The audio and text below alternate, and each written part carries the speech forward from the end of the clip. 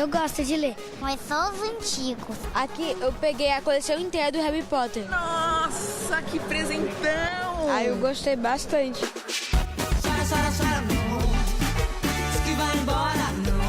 Coloquei as pedrarias aqui em cima. Quando eu me montei, menina, eu falei, pronto, virei a Paquita do diabo. Pena que não consegue me ouvir meu marido. Ele do passado não quer saber nada. Não lhe interessa. Ele quer beber o futuro. Ainda bem que tem você, elefantinho, e posso desabafar. É difícil ser ator no Brasil. É muito difícil. Mas a possibilidade de você contar a história porque acredita naquilo não é só um privilégio, não. É uma necessidade. Assim. Perderam a capacidade de espernear para as coisas mudarem. Se não existe um destino psíquico ou biológico na forma de ser mulher, de se comportar como mulher, por que existiria um destino biológico que definiria a forma de ser homem?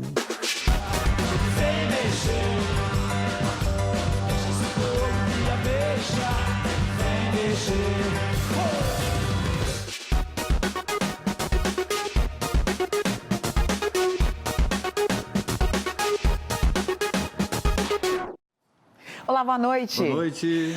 O que Shakespeare e Marisa Monte têm em comum, hein? Quem descobriu essa intersecção foi o diretor Guilherme Leme no musical Romeu e Julieta. O espetáculo ele usa o texto quase que original, né, lá do século XVI, mas a trilha, o repertório, vamos dizer assim, né, músicas que ela compôs, o que ela canta nos shows, então são, aí sim, da Marisa Monte. Mas as pessoas na sala de jantar são ocupadas sem nascer e morrer. Dancem, divirtam-se. Sejam bem-vindos, senhores. Uma coisa que eu sempre quis foi fazer Shakespeare para jovem.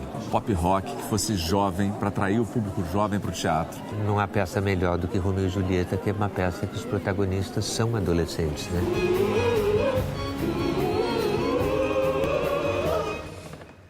Minha Julieta. Meu Romeu. Uma menina jovem. Menino corajoso. Que está aprendendo ainda sobre amor. Ao mesmo tempo romântico. É uma menina que acredita muito no amor. Ele acredita. No sentimento. Um trovador. No querer. Ele é aéreo. No estar junto. Ele é uma brisa, assim, que vai passando e...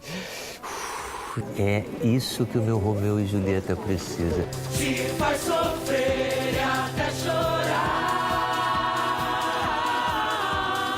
Eu quis a música pop, porque é a música que conversa com a juventude. E aí eu falei, a Marisa. Marisa é a cantora do amor da minha geração. Ele tá na tua mão. Manda pau. O que eu fiz pra merecer? A música dela tá contando a história. Muitos versos de música da Marisa eu fui enxertando nos diálogos. Só não se perca ao entrar.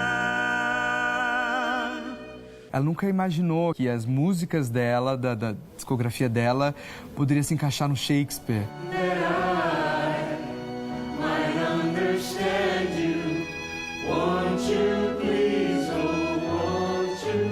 Quando eu cheguei na hora do antídoto que ela toma, né, pra desmaiar e fingir que tá morta, eu encontrei o Cores e Imagens e eu falei, gente, já foi, né? Cores, imagens, cores, imagens, cores, imagens, cores. Uma pessoa que tem isso no repertório e que termina, não me ensina a morrer que eu não quero, eu falei, caramba, é isso. Paixões violentas podem ter fins violentos. Se encaixou, né? Como o amor, em todas as línguas e jeitos de se falar, ele se encaixa, né? Vamos fazer pelo menos uma declaração de amor. Mas isso eu já fiz, mesmo sem você ter pedido. O que a Marisa falou pra vocês? Ela deve ter assistido no Rio. Romeu. E me abraçou. 1000 vezes boa noite, Romeu. 1000 vezes... Eu vendo agora a passagem de cenas, eu ouvi um Nino Rota ali. Isso, tem uma citação do Nino Rota. E a gente lembra que... Como tem Prokofiev também. Pitadas de Prokofiev aqui. Mas o Nino Rota fica no inconsciente de todo mundo. Quando aquilo toca... Só isso. A hora que toca já remete a tudo, já vem tudo. Eis o melhor e o pior de mim. Agora, é uma peça do Shakespeare que, além da questão amor-paixão, tem todo um contexto político, social, de intolerância entre famílias, não é? Sim. Ninguém sabe por que odeia. É um ódio que já vem de outras gerações e que não se sabe nem como nasceu. Ela fala, né, o meu único amor nascido do meu único ódio. Mas eu acho que ela nem tem consciência do que é esse ódio, que emoção é essa. Ela odeia sem saber o porquê. Então, quando ela descobre o amor... o ódio some, sabe? Esse é o beijo mais santo e conveniente. Eu posso, como público, colocar isso na minha realidade como um ódio racial, como um ódio político, um ódio religioso, um ódio... é ódio, sabe? Então, eu acho que por isso que é um texto tão potente em qualquer época, em qualquer civilização que você coloca ele. As pessoas conhecem o que é esse sentimento. Enquanto eu colho o fruto das minhas orações.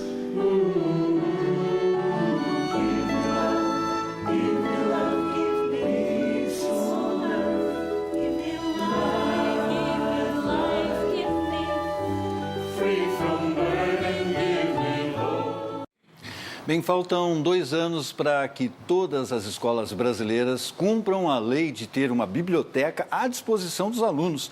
A determinação faz parte do Plano Nacional de Educação aprovado em 2010. Mas a nossa realidade é que apenas 54% das escolas no ensino fundamental têm bibliotecas ou salas de leitura. No ensino médio já são 88%.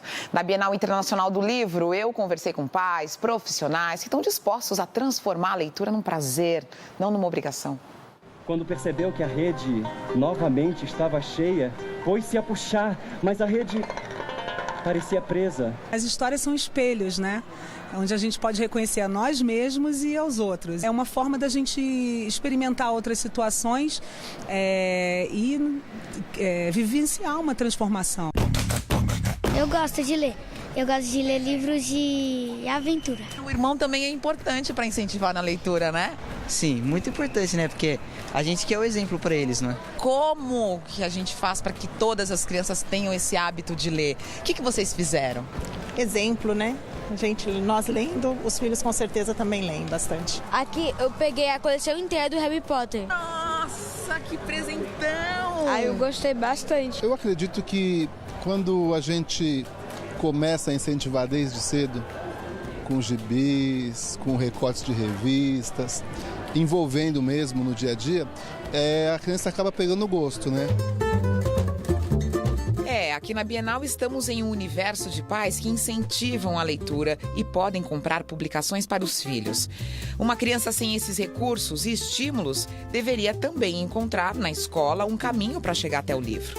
O Plano Nacional de Educação, aprovado em 2010, prevê que todas as instituições de ensino, públicas e privadas, tenham uma biblioteca até 2020. Ela tem a função de formá-los enquanto cidadãos, enquanto leitores. É inconcebível nós continuarmos ainda sem termos as nossas bibliotecas nas escolas para dar esse embasamento, né, essa formação além para os nossos alunos. Na escola ou em casa, o melhor é poder ter liberdade de escolha e opções para ler. E é a pergunta de ouro para os pais. Como é que a gente incentiva as crianças a ler mais? Primeiro que o quarto dele é cheio de livros, né? Tem livro no chão, tem livro na cama, tem livro na estante. Então ele brinca, ele tateia o livro, ele não é alfabetizado completamente ainda, né? Então ele tem que ter esse contato físico com o livro e tem que ter a disposição, pelo menos, né? Você gosta de livros? Gosta? Mas só os antigos. Só os antigos? Os antigos, o que os antigos têm, hein, Pedro? Espada, escudo, capacete e armadura. Para fechar nossa reflexão, eu volto ao início da reportagem. Para além dos livros, são as histórias que nos conectam. E é bom estar junto para contar, criar, ouvir, como se faz há muitos e muitos anos. E tem muitos pais que vivenciam a história, que viram os personagens. Então, é um momento de um contato, de um estabelecimento de afeto muito grandioso, né? Acho que marca a infância.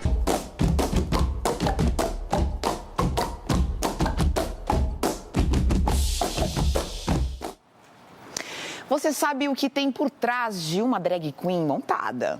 A resposta é muito trabalho. E não é só maquiagem, não. Tem acessórios aos montes, criação. Em São Paulo existe até um curso para ensinar técnicas e construção de indumentárias para quem é ou quer ser uma drag queen. I want to break free. I want to break free. O curso chama Tecnodrag, né? Uma ideia da gente incentivar aos participantes de investigarem essa persona que eles querem criar, né? Eu sou um homem trans e aí, a partir disso, eu comecei a discutir questões de gênero enquanto performance. Ó lua, se apareces toda nua. Eu já tinha uma vontade grande de fazer um personagem drag que fosse prioritariamente circense. Eu vi o anúncio do curso e falei assim, tá, isso daí já é um chute na bunda pra começar a fazer alguma coisa, né? Aquaria. Category is... Para esse curso especificamente, as drags do RuPaul são uma super inspiração. Tem artistas aqui em São Paulo que eu admiro muito, como a Alma Negro. Tem o Ryan Burke, que é um artista que tem um trabalho incrível de reuso de materiais muito diversos. A gente tem uma ideia muito congelada do que seja masculino e do que seja feminino. E nesse processo de transição de gênero, eu vi que tinha muitas coisas, a expressão da feminilidade, que não eram coisas que eu queria abrir mão. E eu comecei a ver que toda a expressão que a gente coloca é artístico. Então, por que não levar isso ao limite? E aí, quando apareceu essa possibilidade de tecnodrag, até porque sempre tentei, né, fazer arte, artesanato, estar em contato com essas coisas. Eu achei bacana a oportunidade de, me transformar na minha própria obra de arte. Me usar como suporte para minha criação.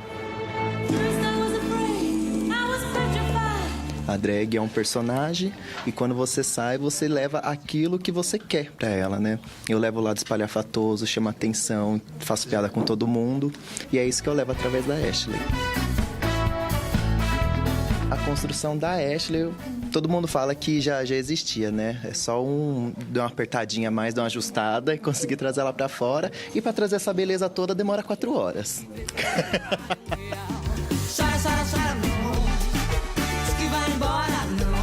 Coloquei as pedrarias aqui em cima. Quando eu me montei, menina, eu falei, pronto, virei a Paquita do diabo. O Vitor tinha dito, vamos pensando no que vocês querem produzir, né?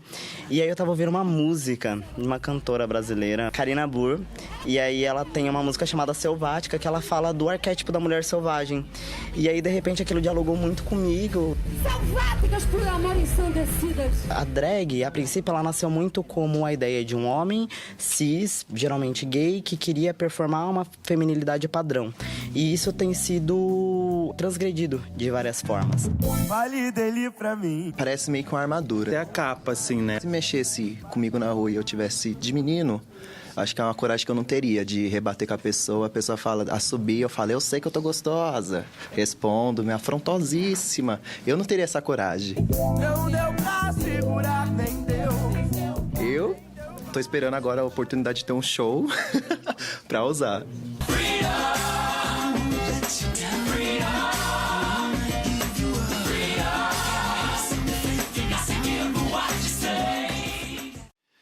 E se você ainda acha que os filmes de terror nacional se resumem ao Zé do Caixão, eu te convido a ir ao cinema. As produções do gênero estão se multiplicando em quantidade e qualidade. Vale a pena conferir O Animal Cordial, que acaba de estrear. A história começa com um assalto num restaurante quase vazio. A partir daí temos suspense, sangue, relações de poder e muitas surpresas. Com licença. Mais alguma coisa? Acho que não.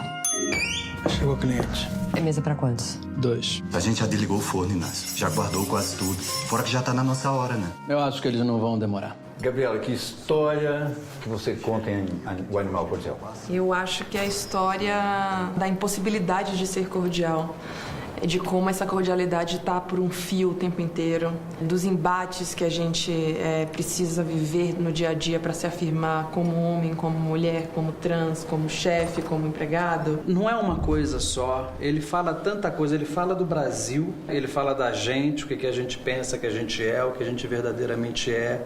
Ele fala da desigualdade, ele fala de opressão, ele fala de insegurança, ele fala de amor. Quando você tira a sociedade, né, porque daí fica todo mundo confinado dentro de um lugar só, dentro de um restaurante, não tem mais lei, não tem mais polícia, quem você é? Eu vou esperar aqui.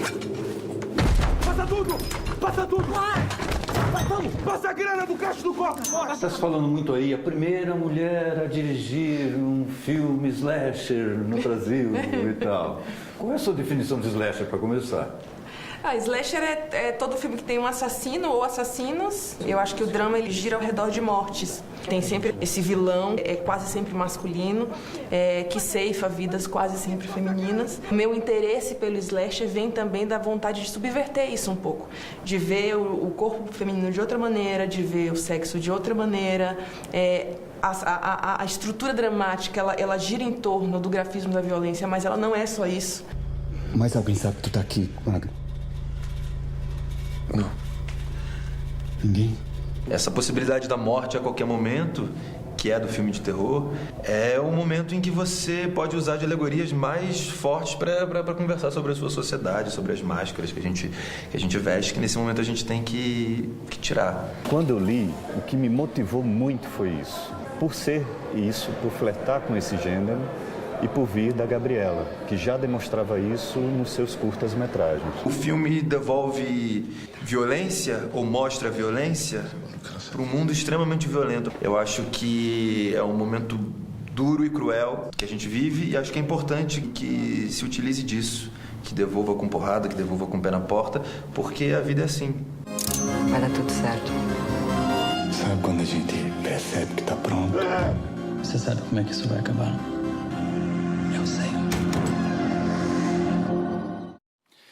E o Animal Cordial é só mais um longa em 20 anos de carreira do pernambucano Irandir Santos.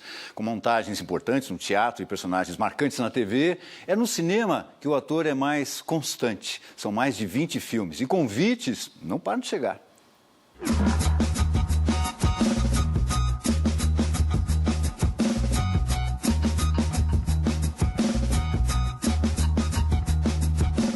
Eu lembro do ritual de se ir àquela sala especial. A saída de casa, a troca da roupa, o entrar no carro, a locomoção até aquele espaço, o apagar das luzes, e aí começa a história. Eu acho que fui muito fisgado mesmo por esse ritual. E eu acho que futuramente sim, é que o que se passava naquela tela foi que foi me atraindo mais, assim. Mas sempre foi mais distante. As referências de filmes que chegavam para a gente nunca eram de regiões próximas ou países distantes, claro. Então eu não sentia que poderia ter acesso. Até que, morando em Recife, eu tive uma aproximação com os filmes pernambucanos. Quando assisti a primeira vez o Cláudio Assis, o soneto para o Desmantelo Blue dele, foi impactante. Foi quando eu disse assim, é possível fazer essa arte. Porque aí minha cidade como cenário, né? Foi uma paixão que ela foi se estabelecendo ao passar do tempo. Assim, o teatro me estruturou na arte da interpretação e foi muito generoso em abrir espaço para essa minha demanda pessoal, que era o cinema. Mas alguém sabe que tu tá aqui, Magno? Não. Ninguém? E vocês? E o seu primeiro filme foi Cinemas Pirinas e Urgus? Foi. Você começou bem, hein? O Brasil é um continente. Foi a primeira vez que pisei no set, que viu a loucura que é o set, com a quantidade de gente envolvida naquilo, né? No mesmo ano veio o Baixio, um pouquinho depois o Espaço, com o Cláudio. Que já projetou você mais. Casou perfeitamente um ator que está começando a fazer cinema, encontrar com o Cláudio é a melhor coisa. Claro. Porque ele te chacoalha, né? Ele te tira do eixo, ele te desafia o tempo todo em prol da arte dele. Termine aí o seu serviço e boa noite. Que teu tá guardado. Febre do Rato também, Cláudio Assis. Cláudio Assis, meu primeiro protagonista, um ato de confiança do Cláudio, que foi aquele presente, né? E quem foi que disse que poesia não embala? Quem foi que disse que poesia não embriaga? Viajo porque preciso, volto porque te amo. Anulação do corpo, né? Acho que esse filme me abriu a importância da voz para o trabalho do ator, para a composição do trabalho do ator, muito fortemente. Fico com o rádio ligado, pensando em você a viagem toda e só. Já a tatuagem é a afirmação do corpo. Tatu é o corpo como arma, corpo como expressão. Tatu veio para me trazer o teatro de volta. Agradeci ao Wilton por isso. Wilton, estou há mais de 10 anos sem fazer teatro e de repente tu me joga a tatuagem no colo, tu me joga o cinema e o teatro ao mesmo tempo. O filme foi super premiado e você também foi super premiado pela atuação no filme. Fiquei feliz, cara. Assim, cada prêmio recebido por tatuagem era um grito de vitória, assim, era tirar a mordaça e dizer é possível, sim, dois homens se amarem com tanto afeto e carinho, né? É possível. Que bom esse prêmio por isso. Eu nunca tinha dançado assim com homem antes. Eu nunca tinha dançado assim como soldado. Aquários Kleber Mendonça. Eu li o roteiro, eu ficava muito movido a querer fazer. Mas ao assistir o filme, eu fiquei, acho que mais do que orgulhoso, assim, pelo que o filme suscita, pelo que o filme propõe a debater. Dona Clara, a senhora não me leva a mal, não, mas a senhora está dando em cima de mim, Para mim, a arte, ela sempre vai estar linkada à política, grudada à política. Não tem como. A escolha que você faz é um posicionamento seu diante do mundo. As obras que eu quero fazer, eu quero que, no mínimo, façam pensar sobre isso. É difícil ser ator no Brasil, é muito difícil. Mas a possibilidade de você contar a história porque acredita naquilo, não é só um privilégio, não. É uma necessidade, assim. Perderam a capacidade de espernear para as coisas mudarem. Desaprenderam. E a gente sempre quer ver você contando histórias. Contaremos juntos, então. Obrigado, querido. Valeu. Ele é o homem. Eu sou apenas uma mulher. Daqui a pouco tem a música de Silva no Metrópolis e também vamos visitar a exposição Histórias Afro-Atlânticas com a escritora italiana de origem somali e de Abachego, que veio ao Brasil para a Flip e para a Bienal de São Paulo. E a gente não pode deixar de falar do seu livro, Caminhando contra o Vento. Caetano, io dico sempre, è una religione laica e mi ha salvato la vita veramente tantissime volte. Sou a sombra da voz da matriarca da Roma Negra. Você não me pega, você nem chega a me ver. O capixaba Silva está na estrada divulgando o 4º disco da carreira. Em tempos com a autoestima nacional em baixa, Silva fez um disco enaltecendo a nossa identidade. Nasceu assim o disco brasileiro. Vai ser difícil amar alguém sem se querer. Melhor fazer valer a pena. Em que medida o disco anterior, você cantando o repertório da Marisa Monte, influenciou e foi dar nesse novo trabalho, Chão Brasileiro? Eis o melhor e o pior de mim, o meu termômetro, o meu quilar. A turnê passada e o disco, que era o Silva Canta Marisa, me influenciou não só o repertório que eu cantei, que tinha toda, né, muita coisa da Marisa, e no show tinha Caetano, tinha Hildon e Tim Maia, Novos Baianos. Acho que entrar em contato com esse repertório que eu já conhecia, mas nunca tinha cantado. A minha música era um pouco mais reta, muito 4x4, assim. E isso foi muito bom pra mim. E o contato com a própria Marisa também. Ela sempre foi muito generosa comigo, então acho que isso me influenciou muito. A segurança dela também me influenciou muito, sabe?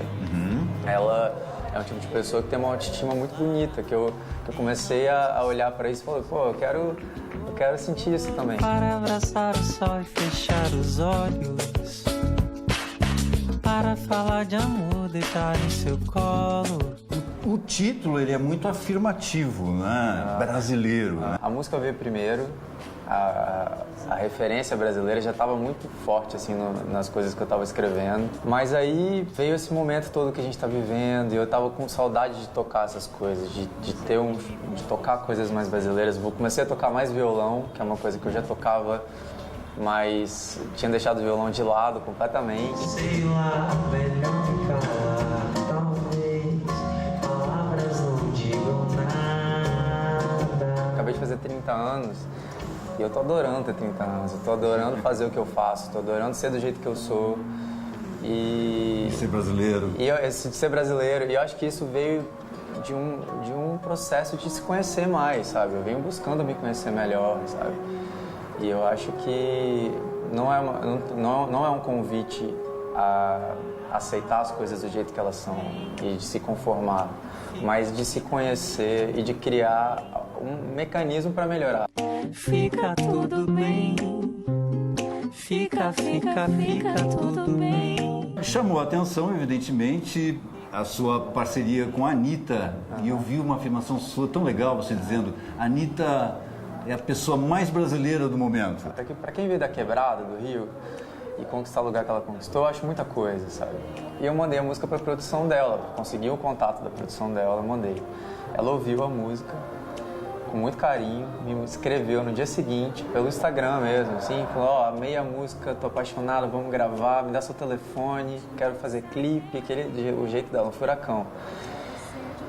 E eu fiquei muito feliz, porque o que ligou a gente foi a música mesmo. E eu acho que isso também, de ter a Anitta no disco, quebra alguns paradigmas, assim, com essa coisa da MPB, da grande música, da boa música. Bola pra frente, eu acho que dá pra ter o que eu faço com a Anitta, dá pra ter a Anitta com não sei mais o que, dá pra ter, sei lá, acho que Caetano com Aviões do Forró, acho que dá pra ter coisas assim. Vou ali me desagregar pra ondas o juntar, somente o que for bom, o resto vai passar. A escritora italiana de origem somali, Djaba Chego, foi sucesso na Flip esse ano, principalmente por trazer em sua obra temas contundentes, como a questão dos refugiados, a potência da mulher negra, o racismo. Mas a sua relação com o Brasil é mais antiga. Ela é uma grande fã de Caetano Veloso, sabia? E o Metrópolis aproveitou a passagem de Djaba por São Paulo e a levou ao MASP para conhecer a exposição Histórias Afro-Atlânticas.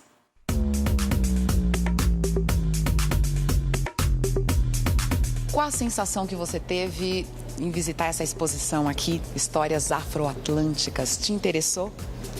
Le storie afroatlantiche mi hanno emozionato oltre a interessarmi, perché anch'io mi occupo molto di connessione nella storia dell'arte, però in Europa, soprattutto nell'arte italiana, perché appunto le presenze di noi afrodiscendenti non sono presenze solo di oggi, della modernità, ma nei quadri del Rinascimento, per esempio italiano, ci sono moltissime presenze nere. Quindi quando ho visto le opere moderne, ma anche le opere antiche che ci sono appunto in questa esposizione afroatlantica, ho pensato a quanto la storia dell'arte può aiutare gli afrodiscendenti a ricostruire la propria storia di dolore e anche però di resistenza. È molto importante partire dall'arte per ricucire quello che non ci è stato raccontato. Você é italiana de origem somali. A sua presença no mundo é um lugar no mundo que você teve que descobrir? Assolutamente sì, perché ognuno di noi cerca la sua casa e la sua identità, perché cercare la propria casa in un momento in cui soprattutto l'Italia si vive un razzismo anche feroce, significa anche un atto politico, dire la mia casa è qui ma la mia casa è anche lì, quindi non perdere le radici con l'Africa, ma dire di essere europei anche, perché questo a volte ci sono persone che dicono che noi non esistiamo, che noi neri italiani non esistiamo, e io scrivo per questo, perché esistiamo. La lingua e la letteratura sono la mia casa. E Djaba faz em sua obra uma espécie de contranarração das histórias do colonialismo italiano, com reflexões que nos conduzem para a situação dos refugiados hoje. No romance Adwa, consegue mostrar momentos diferentes da imigração somali em 3 personagens. Il padre di Adwa, Zoppe, vive il colonialismo fascista e non è un eroe, lavora per i fascisti e questa cosa lo lacera in qualche modo e questo lo porta ad avere anche un brutto rapporto con la figlia. La figlia invece sogna di fare il cinema, ma non ci riesce perché il suo corpo nero negli anni 70 in Italia viene letto come corpo nero facile, di donna da usare e da buttare via, quindi il fallimento della sua immigrazione. Però ecco, dopo Adwa che si sposa con Titanic, un giovane rifugiato che lei che vuole colonizzare, in questi giorni di oggi in qualche modo Adwa risolve il suo dissidio e finalmente riesce a diventare se stessa e a liberare anche questo marito, perché io volevo spiegare solamente che il colonialismo di ieri spiega l'immigrazione di oggi. Una vez mio marito até me disse: eu sei que Titanic è un film in che todos morrem, ma lembre-se sempre che eu non morì. Adwa in realtà ha un'amica e quindi io penso sempre che noi donne, soprattutto noi donne nere, possiamo farcela in questa vita grazie alle sorelle, e non soltanto le nostre sorelle, ma proprio le altre donne.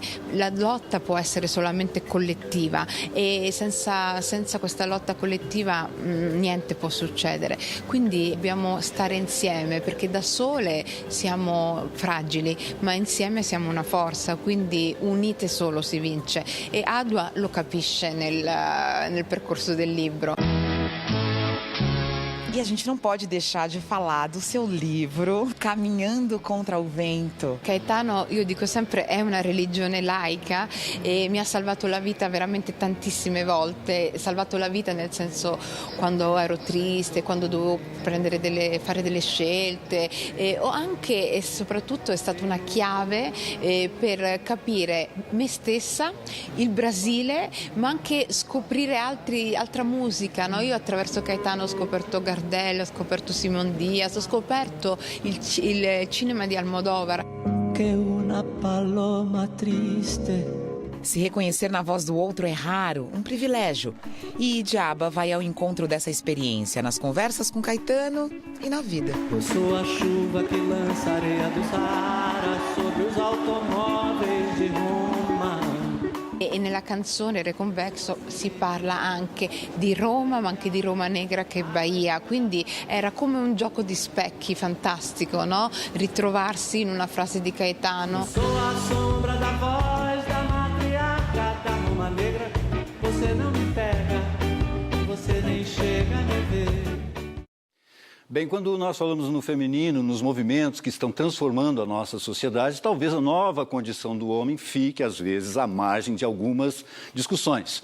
Talvez, mas isso é assunto para o nosso próximo bloco com o livro O Homem Subjugado. O que eu tenho percebido é assim, as famílias estão preparadas para passar uma cultura nova para suas filhas mulheres. Mas as famílias não sabem como preparar os seus filhos para o mundo contemporâneo. Metrópolis de volta para falar de realidade virtual no cinema. Quem sabe tudo sobre o assunto é o nosso colaborador, Tadeu Django. Realidade virtual é uma nova forma de você assistir conteúdos, cinema, ficção, documentário.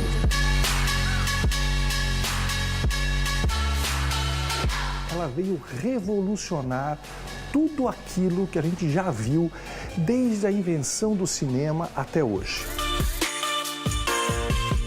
A realidade virtual veio para ficar e para revolucionar o cinema, a forma de se contar histórias. Só que ela faz com que você entre dentro da história. Ao invés de você filmar um plano como esse, que vocês estão me vendo aqui, você vai filmar tudo. E quando eu assistir através de um óculos, eu estou no meio da cena. Eu ponho um óculos como esse aqui. E agora estou vendo um filme. O filme está se passando aqui na minha frente, só que eu estou dentro da cena. Eu posso olhar para o lado, eu posso olhar para cima, eu vejo o céu, eu vejo a outra parte, posso até virar de costas e ver o que se passa atrás. Essa é a realidade virtual. Você pode assistir isso com um óculos de realidade virtual ou dentro do seu próprio celular, sem acessar o óculos. E isso é barato, é fácil, quando não é de graça.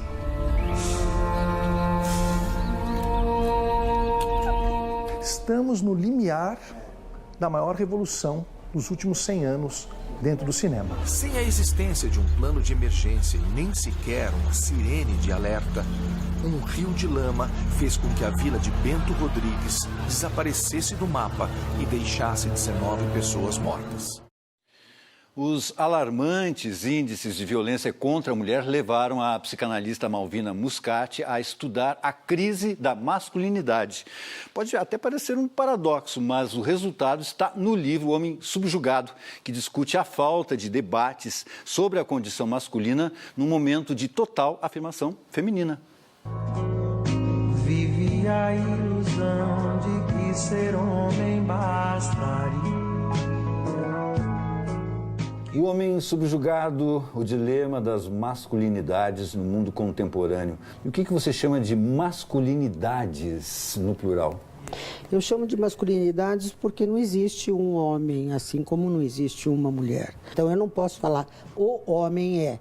Eu digo, existem inúmeras masculinidades e existe um modelo de construção de subjetividade que a cultura propõe ao homem, genericamente falando. Se não existe um destino psíquico ou biológico na forma de ser mulher, de se comportar como mulher, por que existiria um destino biológico que definiria a forma de ser homem? É difícil ser homem no sentido de que a gente tem que enfrentar várias perdas, várias separações.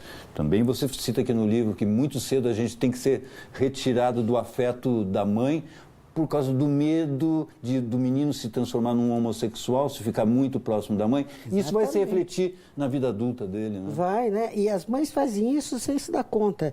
Quando o menino tem que ser precocemente afastado da mãe, porque qualquer traço de feminilidade é perigoso, além de perder toda a capacidade de explicitar e de perceber seus próprios sentimentos, ele perde a capacidade de entender a mulher que está ao lado dele, não é?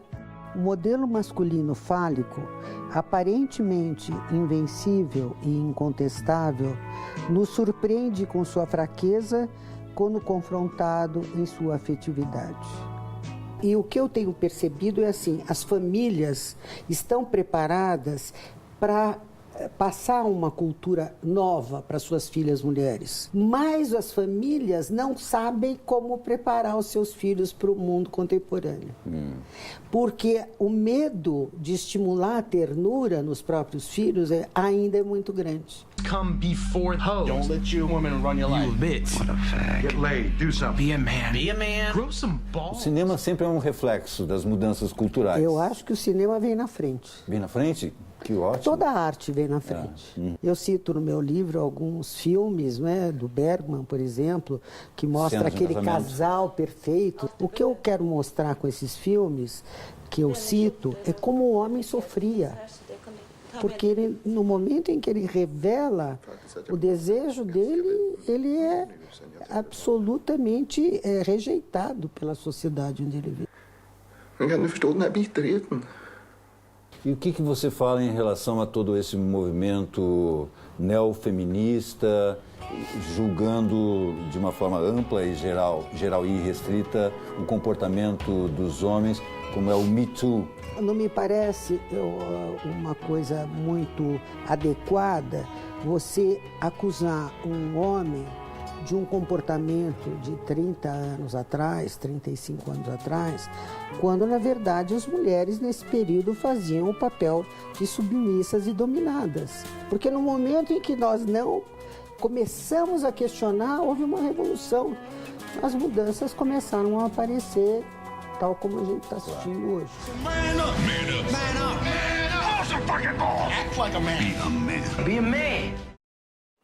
Tô pensando aí, hein? Não sei. Vamos lá? E daqui a pouco, o que tem aqui no Metrópolis? Tem música no nosso estúdio. A banda Mundo Livre S.A. traz a dança dos não famosos pra cá. O que é isso? Daqui a pouco você vai saber. O jeito que você tá de cara nesse forno que eu não quero me ver. Nesse lixa para minha cara e eu aqui a ponto de beber. Telefone, bolas na segunda-feira, eu toco fogo nesse fogão. Metrópolis. Apoio Itaú Cultural. O Ministério da Cultura, Bradesco e TV Cultura apresentam a programação de 2018.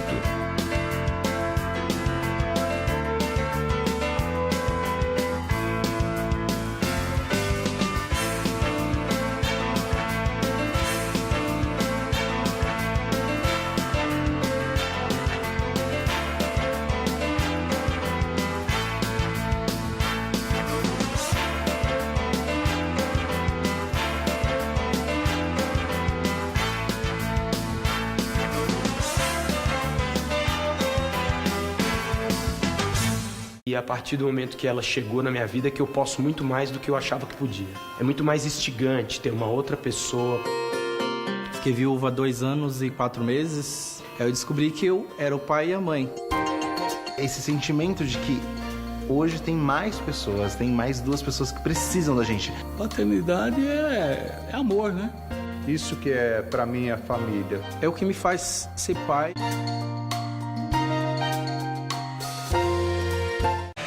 Nesta semana, no Camarote 21. 1968. 50 anos do ano que marcou a história. Um ano em que a arte e revolução andavam de mãos dadas. A ideia era que o artista se tornasse um ativista, ou seja, que a arte fosse apenas um meio para mudar a vida. E as mulheres entraram na luta pela emancipação.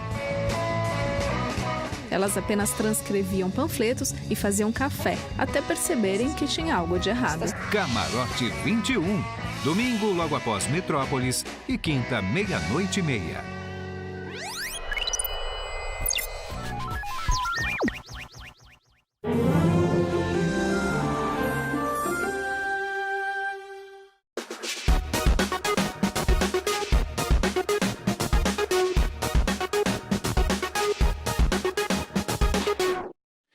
E chegou a hora da dança dos não famosos aqui no Metrópolis. Antes que você me pergunte, isso não é um quadro novo, nenhuma celebridade vai experimentar os passos aqui no estúdio.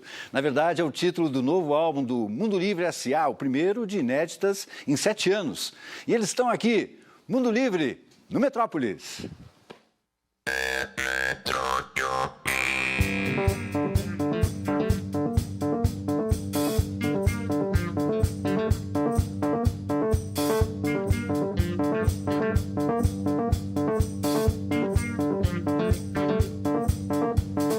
Marcela, solicite ao comissário Nutella pra benzer o pão.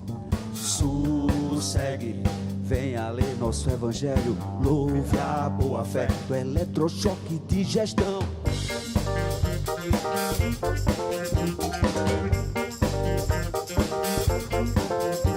Chega!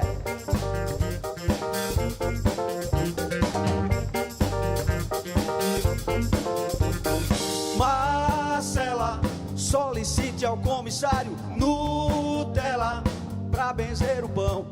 Sossegue, venha ler nosso evangelho. Louve a boa fé do eletrochoque de gestão.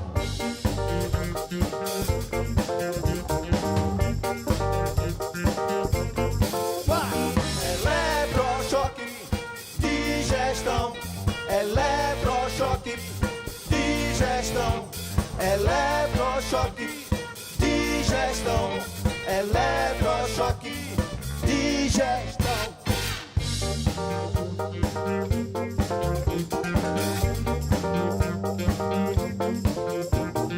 Minha santa, vamos seguir a receita consagrada para minha digestão. Prepare aquele chá de jatobimba bem suado, com casquinha de limão.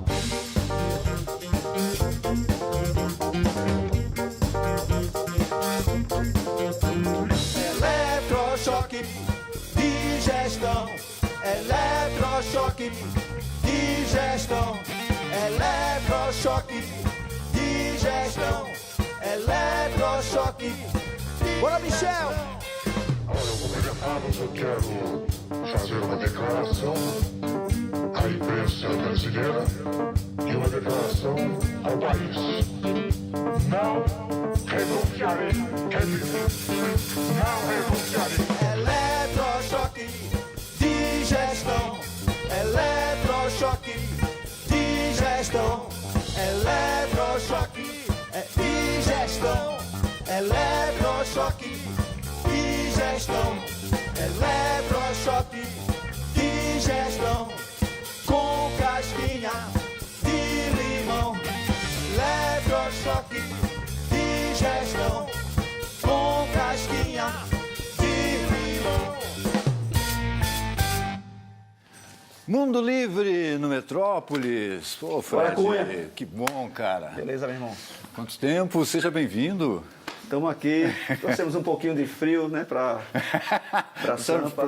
Frio para Sampa, esquentar o São Paulo, né? Não, mas aí estamos dançando conforme a chuva.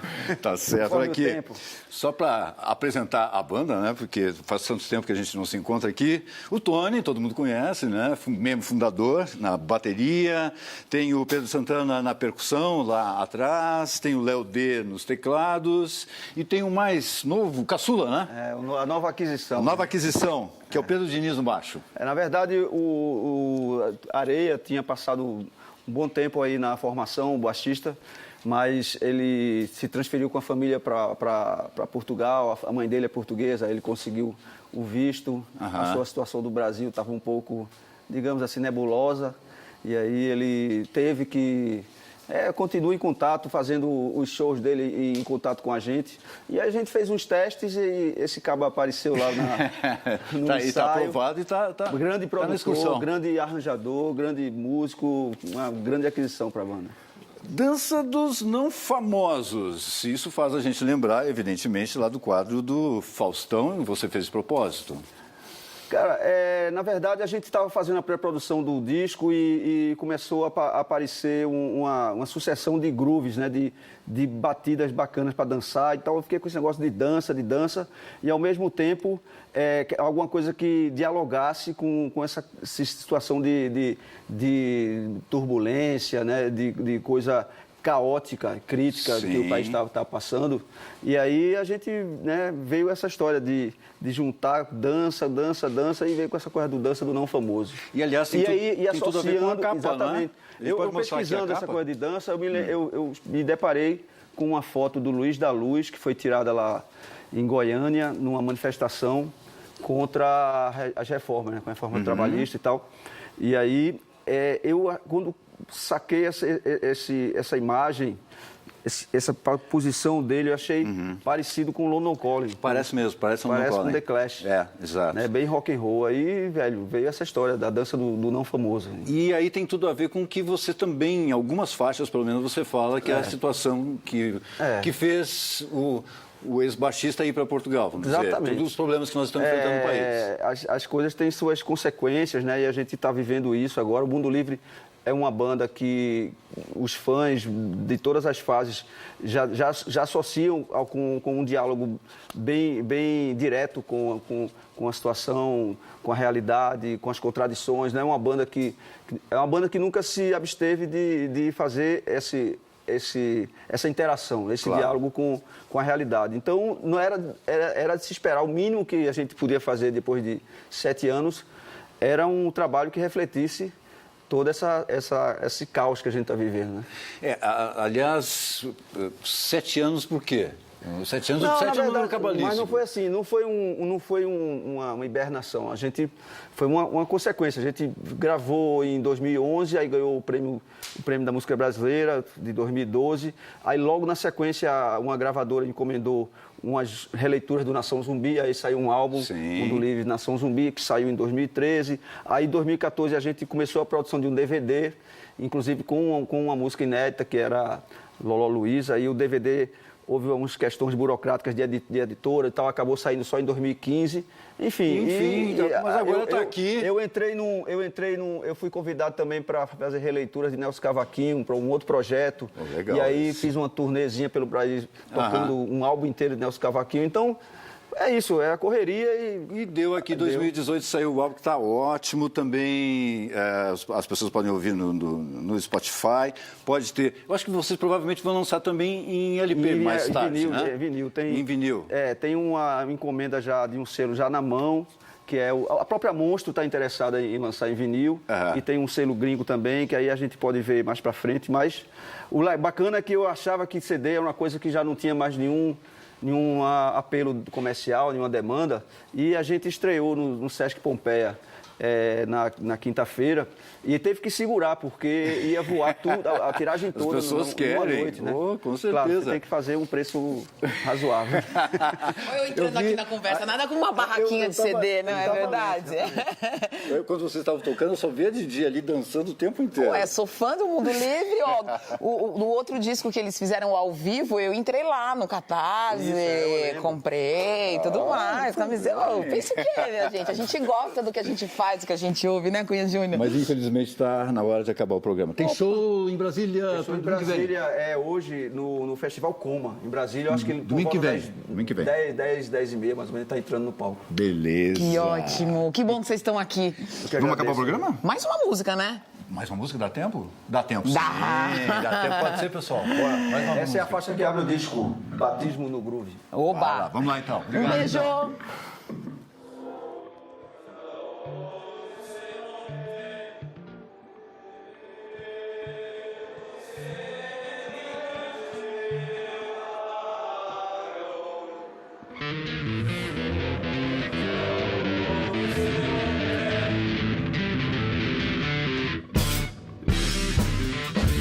Criança nasce esperança. A esperança é o cacetete feito com madeira da elevação. A esperança usa capacete e dispara drops expiatórios de borracha. Jovem em situação de rico.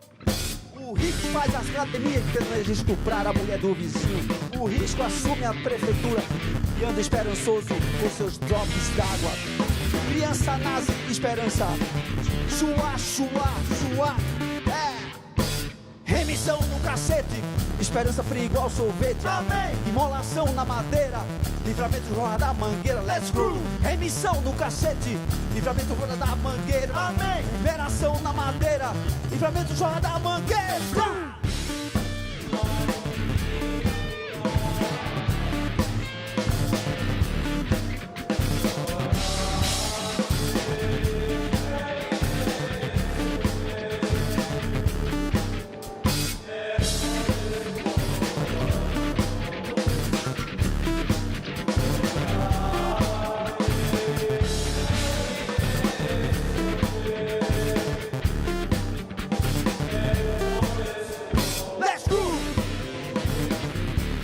Em situação de rico.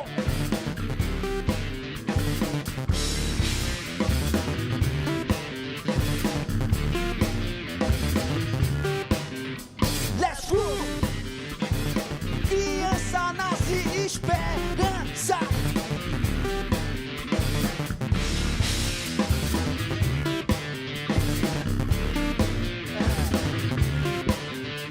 Let's go.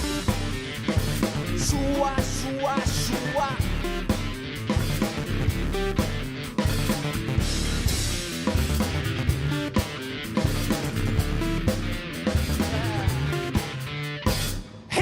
no cacete, esperança fria igual sorvete, amém. Imolação na madeira, livramento jorra da mangueira, let's go. Remissão no cacete, esperança fria igual sorvete, amém. Imolação na madeira, livramento jorra da mangueira, let's go.